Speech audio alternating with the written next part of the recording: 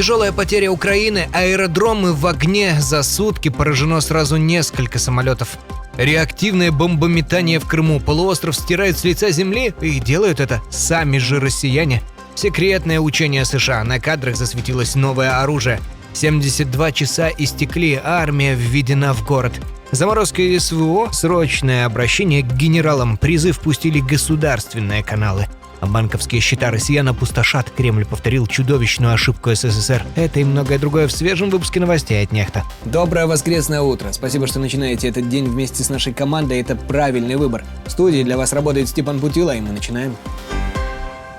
Где-то далеко у берегов Филиппин американский спецназ провел учение, которое Пентагон очень не хотел светить. И не зря. На тайно снятых кадрах, что добыло агентство Bloomberg, элитный спецназ США опускает на дно крупный корабль-мишень и топит его украинскими морскими дронами «Магура», теми самыми, что уже отправили на дно Черного моря около десятка российских кораблей.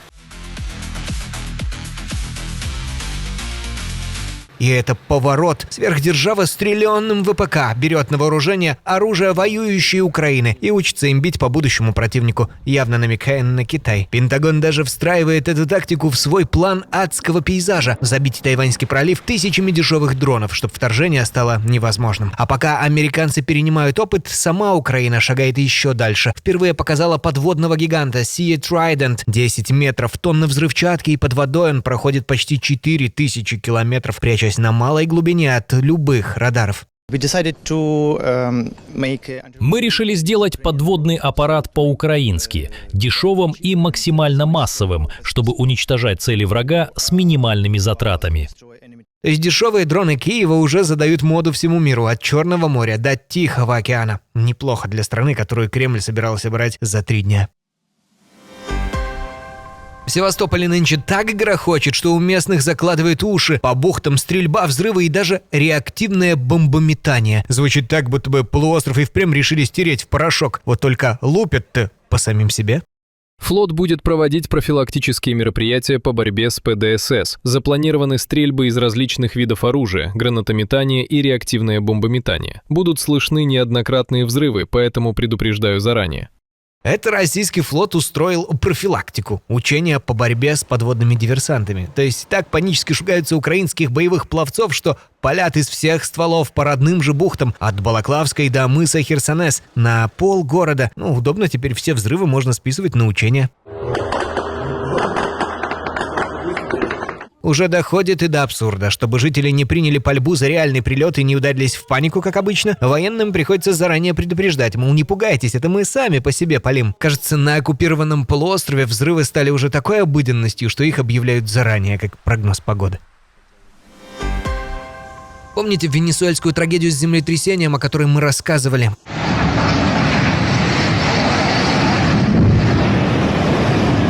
Появились новые подробности, и не только горькие. Масштаб оказался страшным. Погибших уже больше тысячи ранены, а пропавшими без вести числятся десятки тысяч человек. Накануне там истекли те самые 72 часа. Золотое время, когда из-под завалов еще реально достать живых. И все же спасатели со всего мира бьются до сих пор за каждую минуту. Буквально на исходе срока с 9-го этажа рухнувшего дома сняли 15-летнюю девочку, живой вместе с ее питомцем.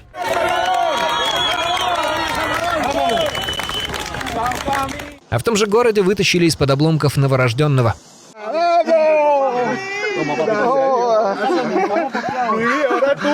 Но есть и деталь, которая говорит о масштабе беды красноречивее цифр. Тамошние власти, годами державшие интернет на замке, вдруг впервые с 24-го разблокировали соцсети, чтобы люди могли искать пропавших родных. Даже железная цензура отступила перед таким горем, катастрофой национального масштаба.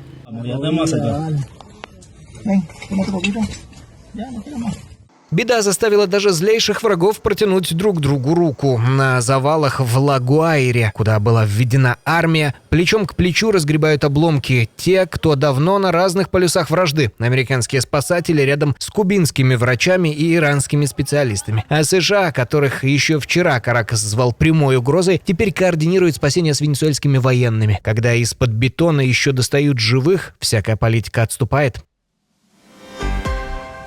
А вот так выглядит война там, где нет красивых кадров с ракетами. Дорога к Константиновке в Донецкой области сплошь сожженная техника и воронки, а над ней постоянно висят российские дроны-камикадзе. По этой дороге работают полицейские из бригады «Хижак». Выбивают дроны прямо в небе, расстреливают не разорвавшиеся боеприпасы, разминируют трассу, которую враг минирует с воздуха.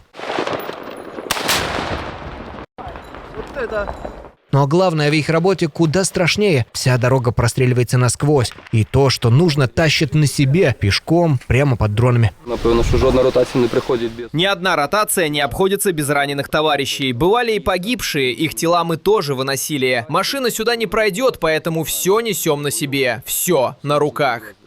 Правда, сурово. Бои тут одни из самых тяжелых. Россияне рвутся к самой Константиновке. Это южный замок украинского пояса крепостей на Донбассе, который Москва требует отдать. Тем дороже каждый метр этой дороги и каждый, кого с нее выносят живым. Вот она, настоящая война без победных реляций.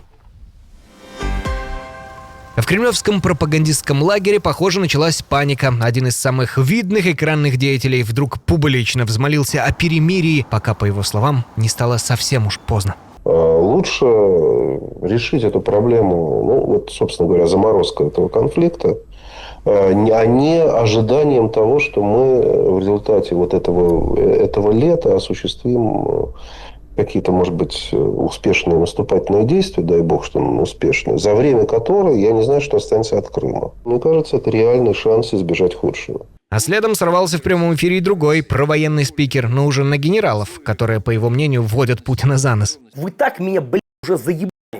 Вот честно. Уже, блядь, никаких нервов нету, блядь. Вот слушать вас, блядь, тупых. Вы, блядь, дослужившись до седых, блядь, до вот таких вот звезд на погонах, ссыте, блядь, зайти к Верховному и объяснить, как есть дела на самом деле. Любопытная картина. Еще вчера эти же люди кричали «можем повторить» и грозили дойти до Киева, а сегодня один зовет срочно замораживаться, пока цел Крым, а другой орет, что вождю врут собственные генералы. Похоже, и до самых ярых пропагандистов начало доходить, что дело пахнет керосином. Вызывай милицию! Алина, вызывай милицию! Вызывай милицию! Я сняла это все. Ну а Кремль определился с приоритетами, и они, прямо скажем, заоблачные. Роскосмос торжественно представил проект указа. Россия построит на Луне атомную электростанцию к 2036 году, не позже. А там и до добычи ресурсов на астероидах рукой подать. Это уже следующий пункт их космического плана. Гагарин в гробу переворачивается.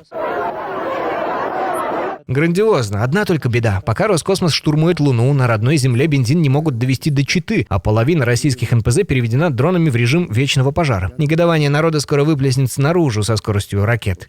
Вову за такое нужно рам поставить. Рам тебя на Красной площади. Выходит занятная арифметика. Доставить ядерный реактор через 384 тысячи километров космического вакуума у них есть в планах, а вот цистерну с бензином до Забайкалья довести — это, видимо, задача уже непосильная. С газами и дорогами дома, стало быть, давно покончено, пора осваивать межпланетный экспорт. Сюрреализм высшей пробы. А вот и анекдот недели прямиком из Лондона. Там отменили международную конференцию по борьбе с жарой из-за жары. В здании не было кондиционеров, и борцы со зноем чуть не сварились, не дойдя до зала.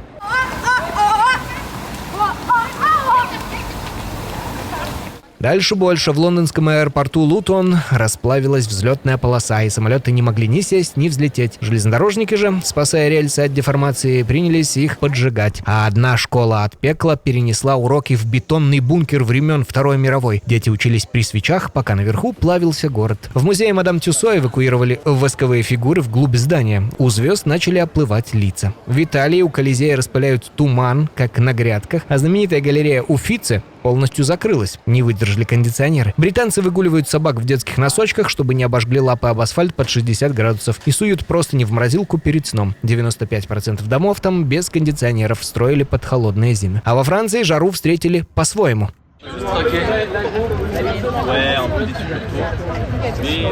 Бокалом розе наперекор властям. В разгар пекла там запретили пить алкоголь на улице, мол, на жаре спиртное бьет по сердцу. Но парижане на запрет дружно пожали плечами и выспали на набережные Сены с прохладным вином и пивом.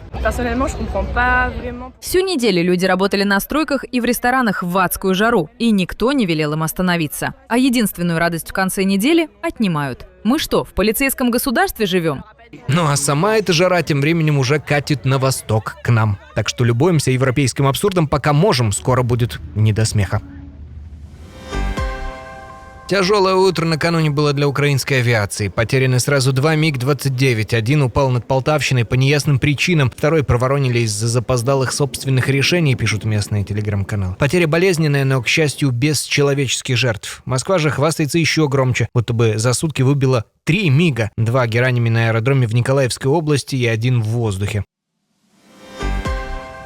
Банковские счета россиян опустошат и пустят на нужды фронта, пока, к счастью, для вкладчиков, и лишь призыв с ГосТВ. Но какой показательный! Владимир Соловьев по-хозяйски предложил решить проблемы Кремля в Крыму за счет чужих денег. В Крыму тяжело очень. Но для того, чтобы осуществить необходимые мероприятия, нужны деньги. Откуда эти деньги взять? Ну, очевидно. У нас же какой сектор больше всех заработал? Банковский. Ну, значит, целенаправленно у банков забрать деньги, направить туда. Грабительская мера, как угодно назовите.